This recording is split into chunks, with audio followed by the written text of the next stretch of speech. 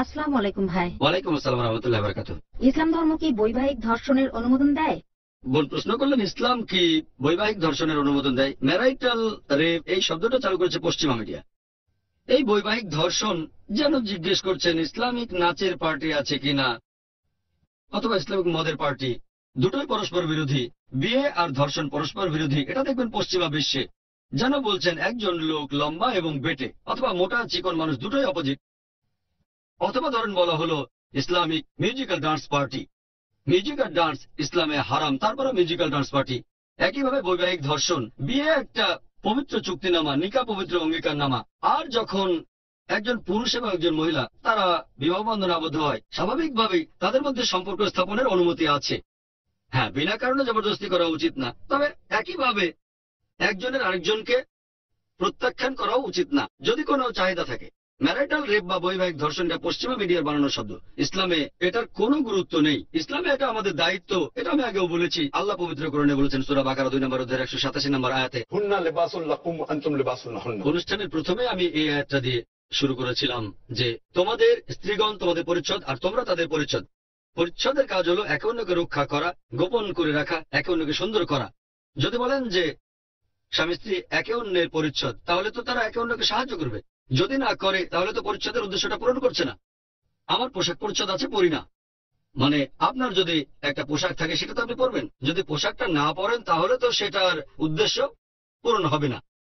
বিয়ে একটা চুক্তিনামা, আর আল্লাহ পবিত্র কোরআনে সূরা রুমের 30 নম্বর অধ্যায়ের 21 নম্বর আয়াতে বলেছেন যে আল্লাহ সুবহানাহু ওয়া তাআলা পুরুষ এবং নারীর মধ্যে পারস্পরিক ভালোবাসা ও দয়া সৃষ্টি করেছেন।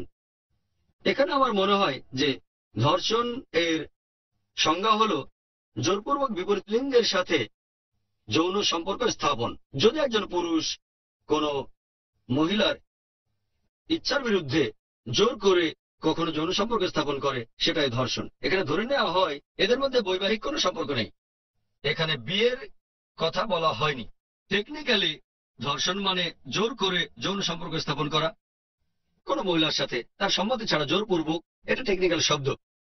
তবে বিয়ের পরে যদি স্বামী চায়, এটা হলো স্ত্রীর দায়িত্ব যে সে রাজি হবে, যদিও হয়তো মুড ভালো না। আর নবীজি সাল্লাল্লাহু আলাইহি ওয়াসাল্লামের একটা হাদিস আছে যে যদি কোনো স্ত্রী তার স্বামী চাওয়ার পরেও রাজি না হয়, ফেরেশতাগণ তাকে অভিশাপ দেবে। এটার ভিত্তিতে বলা যায় বৈবাহিক ধর্ষণের প্রশ্নই আসে না, ম্যারিটাল রেপ। একই সাথে স্বামীকে বিবেচক হতে হবে যে স্ত্রীর এখন মুড ভালো না অথবা ভালো লাগছে না, সে বলবে ঠিক আছে পরে দেখা যাবে। এই সম্পর্কটা হাত আর গ্লোভসের মতো। যদি স্ত্রীর মুড ভালো না থাকে, স্বামীকে একটু বিবেচক হতে হবে। কোনো চাহিদা থাকলে সেটা পরে মেটাবে। আসলে একজন আরেকজনকে বুঝতে হবে।